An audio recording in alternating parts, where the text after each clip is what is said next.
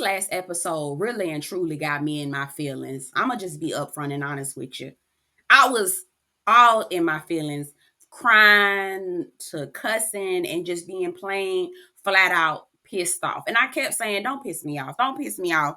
And girl, that's exactly what happened. The only thing I need from Joy and Frank is an apology.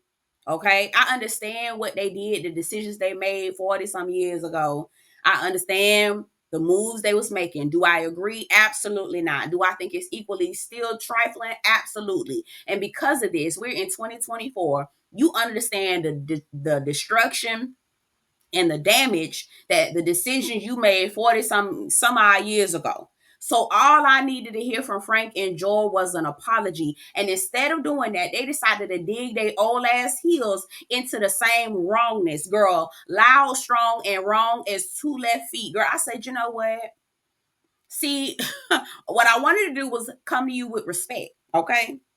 But with all due disrespect, Frank, I took one good look at your behind and knew you wasn't shit anyway. So let me tell you something, Joy girl. You got the prize, honey. Are you happy?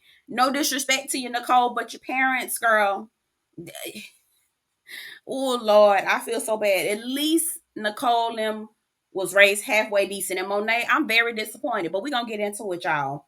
Hey, y'all. Welcome and welcome back to my channel. My name is Belle. This is the Belle Perspective, and we're here to talk about Family Empire Houston.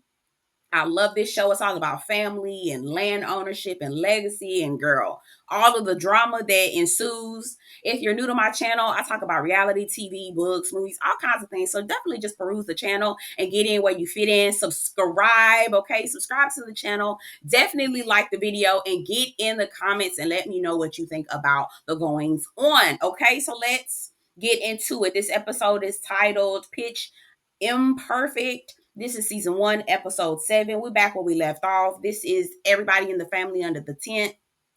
And they're rehashing the conversation about Aunt Jackie ushering in Kesha as she should because Frank did not. And Joy. And girl, you know what? It's so funny. All the people who be named Joy and Grace and Faith and Patience. And you know all them names don't never have not an ounce of nothing that they yeah.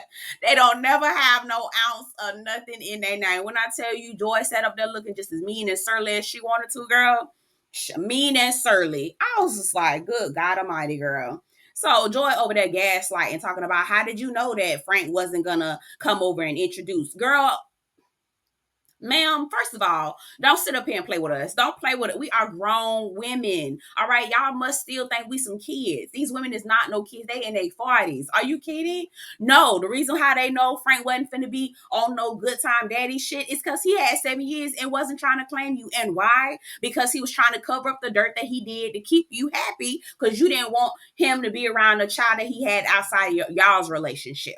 Okay, that he decided to have. So you're not placing no type of blame on Frank. You're not placing no type of blame on you marrying him because he had a baby on you prior to you marrying him. It's all Kesha's fault. It's all Kesha mama fault. I said, you know what? This is the sins of the father. And I'm going to get on my soapbox in just a second.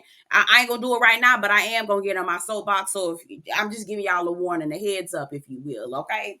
Now, again, Joy's still sitting over there gaslighting Kesha, talking about how did you know Frank wasn't gonna come over there? You know, da da da da. Monet jumping in saying, you know, this was my mama and this was her husband, and she was trying to make a decision. She talking as if nobody is affected by her mother and her father's decisions. Girl, if this was just your mama and your daddy decided to make a left turn on Acme Street, girl, don't nobody give a damn. But girl, they decisions completely ruined or tried to ruin Kesha's life. And how I don't understand why Monet at this grown ass age is not understanding that. It's really pissing me off. So she kept saying, she says Monet is Nicole's sister, younger sister, and saying in the confessional, she basically is like, I didn't feel like anybody needed to get in the business. I felt like Aunt Jackie should have respected my mama and my daddy's decision. And I'm going to defend them no matter what. I said, so you're going to sit up here and defend wrong? Like, I don't care if that's your mama and your daddy. When they wrong, they wrong. And that's the problem. It feel like, and honestly, I feel like we have a lot of similar family dynamics. I feel like a lot of us have very similar family dynamics. when it comes to, the things that happen within Black families, etc. And so I took one good look at Frank and was like, Frank looked like the type of man who been mischievous and up to no good for all of his life, but has been given chance after chance after chance, excuse after excuse after excuse, pass after pass. One, because he's a man. Two, because he probably was the only boy in the family. Again, because he is a man. And because of that, he never was held accountable for anything. Okay. He didn't really have to be responsible for nothing because he's the only boy. And so we're going to treat the only boy like a prize, prize dame to be had and carried and catered on. And so he turns into this awful human because he still, to this day, in 2024, the year our Lord, has the nerve to tell us that Joy didn't have to accept the daughter that he had outside of their relationship. You mean your daughter, the wife that you about to marry, doesn't have to accept your daughter, your own flesh and blood? Girl, when I tell you, Cheryl was so mad. Cheryl was pissed off. I love the way Cheryl got pissed. Aunt Cheryl got pissed off. You absolutely right. Okay, now here go, Joy finally admitting to Aunt Jackie that she didn't want. She was like, yeah, Frank could have spent time with his daughter. He could. I mean, I'm telling you, this scene was so chaotic, girl. So I can't give you a play by play, but I'm telling you the things that stood out to me. As Jackie was saying, you didn't want the girl to come over to your house, so I brought her over to mine. And Joy was like, she could have went over to Frank, could have had her over somewhere, not at my house, but she could have been somewhere. Girl, clearly, like, here's the thing, Joy, you trying to make it seem like you didn't have no issue with Kesha and that it was all on Bubba and that you two needed to just figure things out before you allowed Kesha into the family. No, ma'am, that's not the case. What happened was Bubba cheated on you, okay? You wanted to keep the same lifestyle that you had, whatever you thought in your mind you had going on. So you decided that you was going to marry the nigga under the conditions that he decides to throw away the daughter that he had outside of the relationship with you. So girl, and then you gonna try to clean your hands and be like, well, he could have done stepped up. How was he supposed to do that when you basically made it for damn sure that he don't need to be around Kesha? I said, girl, congratulations, you got the prize. Cause I know good and damn well Frank ain't girl. Joy over there fighting his battles. I said, girl. And again, just the Monet, she was like, I wish they would have respected my parents' wishes. Girl, had they done that, you would have never known Kesha. You wouldn't have even known Kesha. And the sad part about it is I hear them over there making excuses or basically accommodating Frank's bullshit. Well, he could have just been a dad to me on the low. Huh? You would have been okay with that? Like, what? Oh, if he just picked me up and took me somewhere, not necessarily at Joy's house. Like, girl, what are y'all talking about? What are y'all?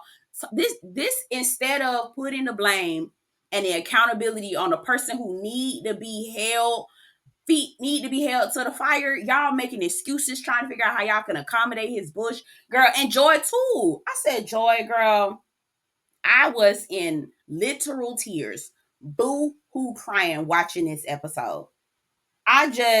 So y'all just wanted this lie to live right on. Never know, just throw away a whole person just because it doesn't fit into the lifestyle that you imagined for yourself. Just throw away a whole person, huh? Because it doesn't fit in the perfect family that you decided. And you didn't have to take this at all. Ooh, girl. Okay, so Auntie Cheryl go into the house and tell Bubba, girl, they were there fighting. And because you had two women pregnant at the same time. And he was like, well, Joy ain't have to accept her. That was my child. What, sir? Okay, so when were you going to accept your child? And Cheryl got him together. Nigga, as soon as she decided she was going to marry you, she needed to accept you and the child that you had. How does that not make any sense? Y'all just gonna throw a whole person away just because it doesn't fit into your narrative? And it's you the one that caused the whole problem? Girl, is this really how they work? This really how folks operate? Like, I'm just, oh no, it just, we just gonna throw that, we gonna throw Kesha away. We don't, if we never introduce ourselves to her, she'll never know, and we can continue to live our lifestyle, outlive our lives. Girl, When I tell you raggedy, this was a raggedy ass, musty ass, dusty ass conversation that we was having. No, ma'am. And I can't believe we still having these conversations here in 2024, 2023, 2024. As old as he is, I don't understand how the hell y'all don't understand how important it is to have active parents, active village people to surround and envelop that child with love. Girl, I don't even want to. I mean, let's keep on going, girl. All right. Now, Bubba, again, being a raggedy, tight ass, dust ass man that he is. I'm sorry, Nicole. I don't mean disrespect y'all daddy. I'm sorry, Keisha. I don't mean disrespect y'all daddy. But actually, I do. I mean that with all due disrespect. Because let me tell you something. He then turns around to tell Cheryl, oh, well, since you don't got no kids, you don't understand. It take having kids to understand compassion. Okay, so nigga, you had kids and you still don't understand. So what are you talking about? Oh, girl, I don't know how this got to going, but Keisha was arguing with somebody, and I think it might have been, I think it was Cheryl. And Keisha came in, stepped in, and was like, "You don't gotta argue with him. I handle him. I handle him." Here go Bubba. I'm 74 years old. What you gonna tell me? Do you understand how I hate that kind of mindset? I hate that mentality. I'm 74 years old. Ain't nothing you can teach me, sir. That's why you don't know nothing. You absolutely right. Can't nobody teach you nothing because your mind ain't open. You're absolutely right. You're not teachable. That's what it is. It's not you can't retain new information. Okay, it's because your ass is too damn old and you want to sit here with these old ass ideas. Okay, so Keisha get the kid cussing his ass out. You should have stepped up for me as a father. He talking about what y'all talking about. I paid child support for 18 years. Are you fucking kidding me? Be for real. Are we still having these tired ass, dusty ass, musty ass conversations? Child support does not equate to actually having the love and affection of a parent. We still having these conversations? Girl, remind me of that raggedy, tight ass, dust ass, musty ass conversation with Cam Newton. I got homes. I'm a dedicated father. How the fuck are you doing that when you live in? You can't be split in two unless your daddy was a magician. Is your daddy a genie? Can you duplicate yourself, nigga? No, you only in one household. And if you think that money is going to absolutely stand in for you as a dad, who the fuck let you shoot they club up? I'm asking. That's a rhetorical question because we see these. With all due respect, we see these dummies walking around. Okay, I say, girl, this is why I'm child free. Okay, hello. It pays to be child free sometimes. No disrespect to anybody who do got children. No disrespect. I know they're a blessing to you. I know, but my biggest fear is to have a child with somebody who is a girl. No, hell no. All right. Now I don't know how the hell this happened. Joy get to yelling too. Now I don't know who the hell she was yelling at. I don't think it was Keisha. I think it was still Cheryl and Jackie. But I'm like, look at here go Joy. Her name Joy ain't got no damn joy in her heart. Just mean and surly as she want to be, girl. Mean as a rattlesnake, child. Yelling at somebody. Somebody, you need to shut up. You need to shut up. Frank telling her to be quiet. Girl, I said, Frank, you done caused all this problem, all this chaos and confusion. Girl, we still, all right. Nicole shuts everybody down and defends Keisha. This is my sister. She ain't going nowhere. Period. They end the session with prayer.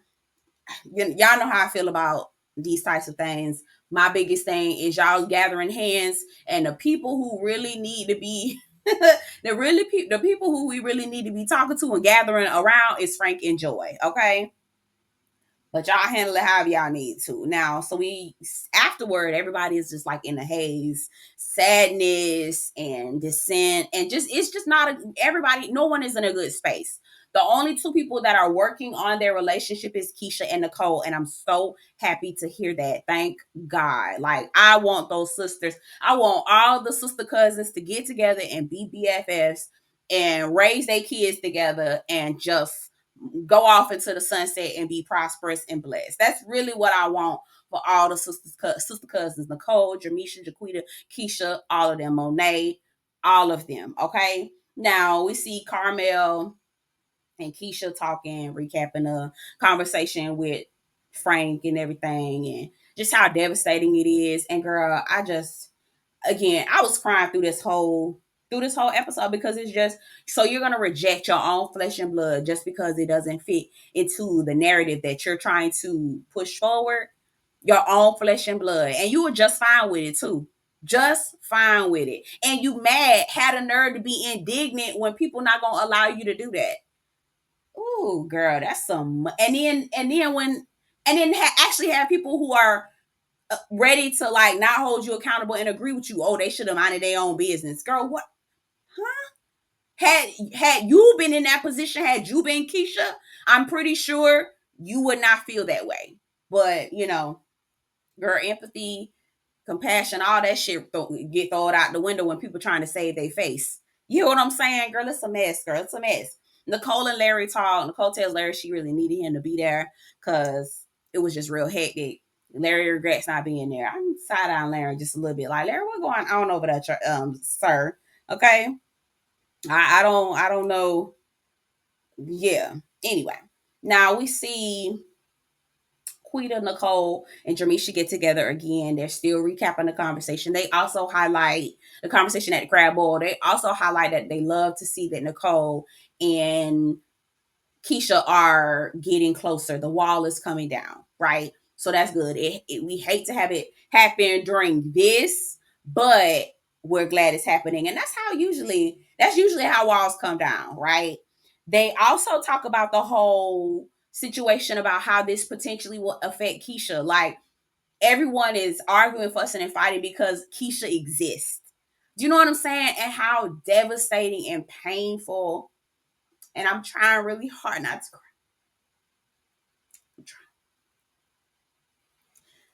It's very painful. I can only imagine how Kesha feels to have a room full of people arguing, fussing, and fighting simply because she exists. And I just want to tell Kesha and anybody else that you have the right to exist. You have the right to be here. And you are a blessing to be here. And know the circumstances that you were brought about or brought in where it had nothing to do with you. You have the right to exist. You have the right to be here. You have the right to take up space. And I'm going to keep on going because I'm about to cry. I love Nicole. Nicole was getting emotional.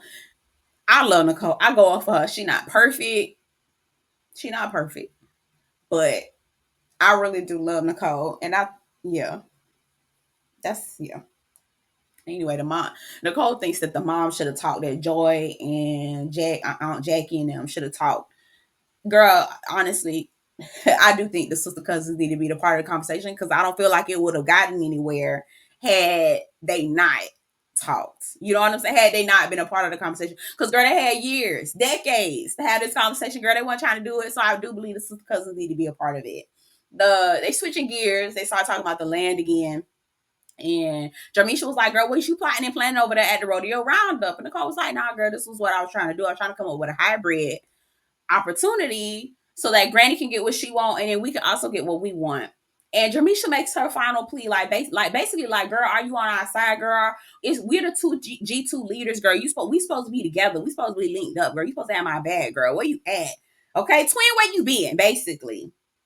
And she says, are you going to back me up? This Jermeshia, are you going to back me up when I do this pitch? Nicole was like, yeah, girl, I got your back or whatever. But we already know that Nicole is a grandma girl. And I see it.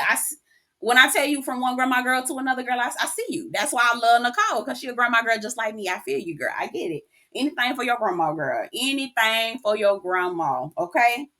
We do see a short clip with Quita selling a house to her cousin. The house is real cute. It was a duplex. I ain't gonna hold you. When they was talking about the pricing, I was like, oh my God, how cheap is this house? This house is fucking cheap, girl. You don't even want to know how much this shit costs up here, girl. We was looking at some house in the damn hood, girl. I think it was like 1.2 billion, girl. I was like, girl, I ain't gonna be dodging bullets, baby. All right. We also see Nicole again on her $1 million listing grind. Nicole and Monet go to visit a football player's house. They actually meet not the football player, but his business manager. He is going to be making the decision on on the realtor that they choose. And obviously, I feel like they're going to go with Braden, right, etc. I think the he's a football player. He plays for the Houston Texans, I believe. And the house is gorgeous, girl. The house is tea, girl. It's real cute in there, girl. Real cute, girl. Nicole says, we're gonna stage the house, make it look good, girl. It's real nice in here. It'll be a great selling point, girl. I said this house quick, fast, and in a hurry, girl. Okay. I do believe they're gonna get the business, so I'm not really tripping off of that. Outside, as they walk out, Nicole and Monet had a conversation, and all I can say, Monet, is that, girl, your parents was wrong. I understand how you felt when you was a kid to have new news that you have a sister that potentially broke up your family, and you're like, okay, where did this come from? And this is the home that I've always known. And these are the parents that I've always known. And I understand that, but that's the child mindset from when you were a child. I need you to come out of that. And at least look for just a brief moment at the larger picture. I'm not saying to diminish your feelings. I'm not saying to throw away how you feel. I just need Monet to look at this in a broader picture and not just at her young child view of the world. Because, girl, anyway, we get together. The family is like a little timid about getting back together because after the whole crab bowl, girl, everybody was going at each other, girl. Quita and Monet are at odds, girl. It's just been a mess. So everybody's like, okay, I haven't seen them since the crab ball. But we not gonna start no stuff or won't be no stuff because we know this all about Oscarine. We won't fight and argue around Oscarine like that. I would be curious to know what Oscarine feels about all of the things that are happening with her grandchildren and her great grands. Okay, I would be very interested to hear, right? Anyway, so Jermeshia gets up, she does her little spiel, Madam Broker child. She lets the what did they call? I don't remember the names. Stantons, I don't remember their names. They present, they talk about the funds. We see Aunt Cheryl reach over to talk to Oscarine and ask about the selling or renting. We hear in the caption Oscarine basically saying, I like to sell. So, girl, I don't know what's gonna happen. I'm with one of my subscribers. Child, sell the land if you're gonna sell the land, goddamn it. Let's move on and do something else, girl. So I mean, I don't want them to sell it, but girl, you should have get off the pot, basically, is what I'm trying to say, okay? Because, girl, we aggravated. We aggravated. But anyway, y'all get in the comments. Let me know what you think about the episode. I really do like this show. The season finale is actually next week, and I'm sad we only get 8 episodes, but maybe this is just a trial kind of thing. So anyway, subscribe to the channel. Get down in the comments. Let me know what you think about the episode. Don't forget to like this video before you leave, and I'll see you guys in the next one. Take care. Due to unusual rain and thunder, baby, I wonder, would you just put your sweats on me?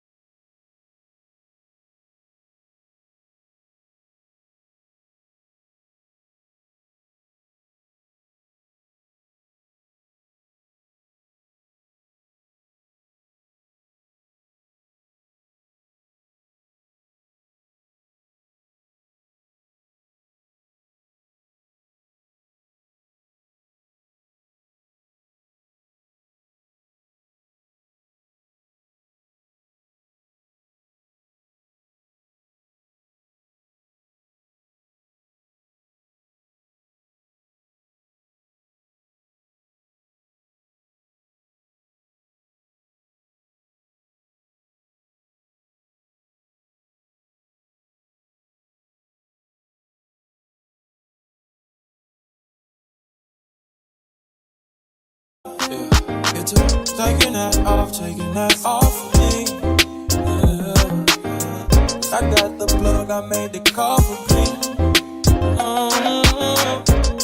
I'm talking late night for ya. Let me lay a great time on ya. Don't make me wait, no, don't you? Just say you will. Come through and chill. Just say you will. Come through and chill.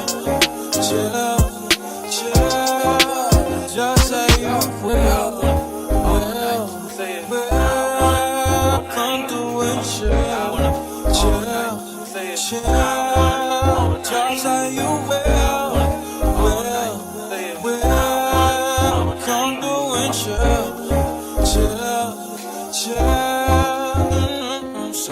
I wanna all night. Say it. I wanna all night. I wanna all night. Say it. I wanna all night. Pick up the phone, show me it was real. Pick up the phone, show me it was real. Pick up the phone, show me it was real. Pick up the phone. Yeah.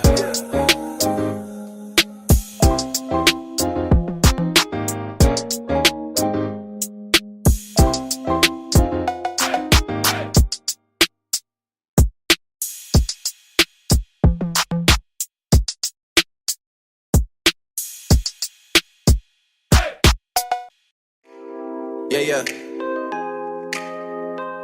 I mean, where the fuck should I really even start? I got hoes that I'm keeping in the dark. I got my niggas cross the street living large. Thinking back to the fact that they dead, thought my raps wasn't facts, so they sat with the bars. I got 2 phones, one need a charge. Yeah, they twins, I could tell they ass apart. I got big packs coming on the way. I got big stacks coming out to save. I got Lil Max with me, he the wave. It's a big gap between us in the game. In the next life, I'm tryna stay paid. When I die, put my money in the grave. When I die, put my money in the grave. I really gotta put a couple niggas in their place. Really just lapped every nigga in a race. I really might tap this nigga on my face. Lil CC, let it slap with the babes. I used to save hoes with a mask in a cave. Now I'm like, nah, love, I'm good, go away. Ain't about to die with no money I done gave it. I was on top when that shit meant a lot. Still on top, like I'm scared of the drop. Still on top, when these niggas wanna swap. Niggas wanna swap like it's sauce in the box. I don't wanna change cause I'm good where I'm at. Mob tie, so I'm always good where I'm at. Word to Junior, Jazzy, Baby J. Tell them when I die, put my money in the couple freakers kill a scar like collect. She fuck a nigga, then she on to the next. Really living large, she ain't all with a Mac. When you niggas think it's small in the mall with a rat. Roll with us if you really wanna get it. Go get a $500,000 in a Sprinter. Phone ringing, bitches know a big triple. I got the hook up and there really no limit. Dead brokers in you nigga DNA. Ricky Smiley's indicated with the J. Little nigga, just another state case. Bury my motherfucker Chase Bank, time to bounce. Gotta count on my allowance. You niggas vicious, so I gotta rebound it. The nigga drippin' like I got $1 zillion. Got the trap jumping like time when I rebound. Then I'm out, and I never talk about it. Homie squad, but we all smoke the loudest. Rich niggas and I'm really being modest. Cause the way I do my deals, never treated like I bought this from the house. You could DM my account. My DM 6 figures and I'm counting. 9 figures was the goal till I hit it. These niggas ain't living, so bury mine with me. When I die, put my money in the grave. I really gotta put a couple niggas in their place. Really just lapped every nigga in a race. I really might tap this nigga on my face. Let it slap with the bass. I used to save hoes with a mask in a cave. Now I'm like, nah, love, I'm good, go away. Ain't about to die with no money I done gave it.